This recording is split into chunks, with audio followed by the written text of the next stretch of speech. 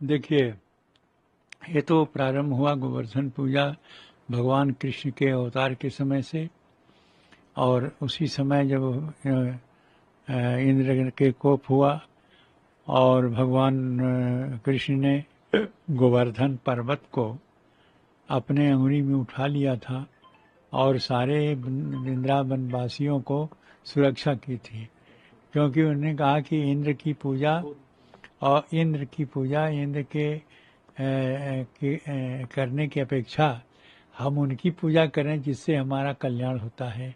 हम गोवर्धन जो पर्वत है जिस पर हमारे सारे जितने पशु हैं वो जा कर के वहाँ चरते हैं और आते हैं, और उनकी जो सुरक्षा होती है उनके खान पान की होती है, हम उनकी पूजा करें और उनकी पूजा करने से हमारा और हमारे गोवर्धन वासियों का और देशवासियों का कल्याण होगा।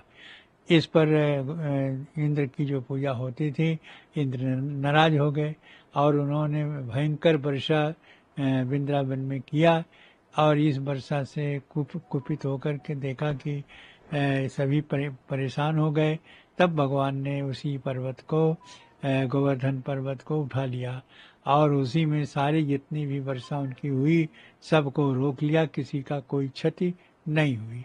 तब से इसी प्रकार से होता है कि यदि हम गोवर्धन की पूजा करते हैं तो जैसे वृंदावन वासियों को और देशवासियों की रक्षा हुई है उसी प्रकार से हमारी और सबकी रक्षा होगी। इसलिए प्रतिवर्ष ये कार्तिक के प्रतिपदा द्वितीया को यह पर्व मनाया जाता है और पर्व मना करके और सब किया जाता है। दूसरी घटना यह है कि भगवान राम जब विजय करके आए तो दीपावली हुई। दीपावली के दूसरे दिन ही कहे कि नहीं, उनको भगवान को हम 56 प्रकार के और अनेक व्यंजनों के साथ इनकी पूजा करके भोग लगाएंगे। यह भावना रख करके सभी लोगों ने इस प्रकार के भगवान के लिए पूजा किया। उसी का नाम गोवर्धन पूजा है, उसी का नाम अन्नकूट है, उसी के नाम देवी पूजा है और उसी के नाम राधा पूजा है, और अनेक पूजाओं के साथ जुड़ा हुआ यह अन्नकूट, गौर भैया द्विज और गोवर्धन पूजा तीनों मिलकर के हो रहे हैं। और इसी से जो लोग इसकी पूजा, इसकी व्यवस्था और इसकी मांग करते हैं उनका कल्याण होता है। इसीलिए प्रतिवर्ष गोवर्धन की पूजा होती है और गोवर्धन पूजा सभी लोगों को करना चाहिए जिससे सबका कल्याण हो।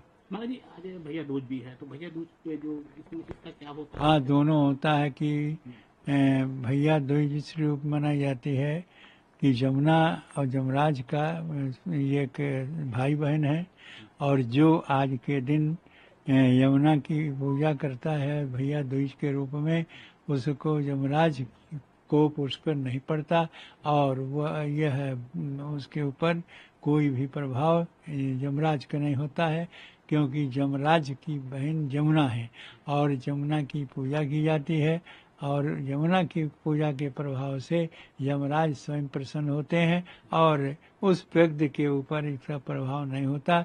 जो आज के दिन यह भैया दूज है, भैया दूज के दिन यमुना की पूजा करते हैं, उनका कल्याण होता है, उनके ऊपर प्रभाव यमुना का यानी यमराज का नहीं होता। भाई बहन का ऐसा कोई होता है? हाँ, भाई बहन, चूंकि यमराज और यमुना दोनों भाई एक ही संतान हैं, दोनों भाई बहन हैं, इसलिए जब भाई की पूजा हो जाती है तो बहन भी प्रसन्न हो जाती है, और बहन की पूजा हो जाती तो भाई भी प्रसन्न हो जाता है।